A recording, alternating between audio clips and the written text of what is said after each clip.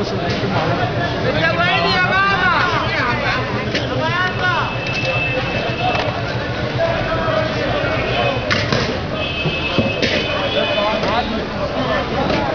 قناة الحسيرة.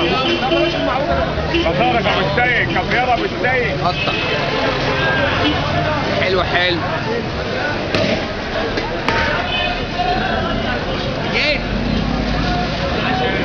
ده موسم ايه بقى؟ ده موسم البطارق يا باشا. بيجي كل قد ايه؟ السنه بيجي شهر ونص. شهر ونص من كام لكام؟ من 1/12 ل 15 واحد. من 1/12 ل 15 واحد. ده بالنسبه لك بيبقى اربح ولا ازاي؟ هو موسم. بس احنا بنواجه المشكله البطارق بقى اسعارها رخيصه قوي. 120 جنيه الكيلو. كانت السنه اللي فاتت ب 160. عشان في سياحه وفنادق وكلام من ده. بتاع لمين؟ بتاع المطاعم. مطاعم ايه؟ المطاعم. يعني انتوا بتصدروا يعني بيروح خارج دمياط والكلام ده؟ خارج دمياط لمطاعم يعني معينه. مأكولات بحريه. مأكولات بحريه. عندنا ابو العربي هنا. لا وبره دمياط في ناس بتاخده. في مصر وفي كل حته.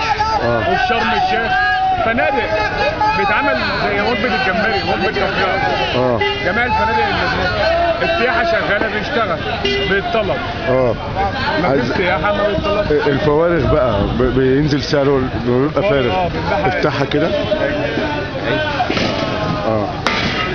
هو بيطلع من ايه؟ زبون الدمياطي بس اللي يعرف الفوارغ. دمياطي بس. دمياطي والبورسعيد. بيتعمل ايه؟ بيتعمل بقى بعد كده بيعملوا ايه؟ صياديه وشوي عشاء كل حاجه. كل حاجه بيعملها فيه. جاري ومقلي وصياديه. وعليه دم على كده. بتاخدوا الفوارغ ليه؟ الفوارغ بتعملوا بها ايه؟ احنا بتعملوا الفوارغ ايه؟ طب تعالى اتكلم. انتوا بالنسبه لكم يبقى كويس كست بيت يعني؟ بيبقى كويس لكم؟ بيبقى يعني الناس بتقبل عليها كل سنه ولا بيبقى احسن لك ده ولا التاني؟ موسم.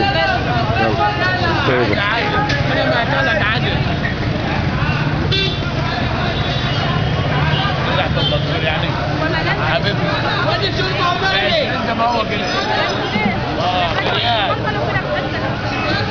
انت بتسيب دي فيها ليه؟ عشان تمسكها ولا تمسكها بس يعني؟ مجرد ان هي تبقى حاجه تشد حاجه. ماشي، شكرا.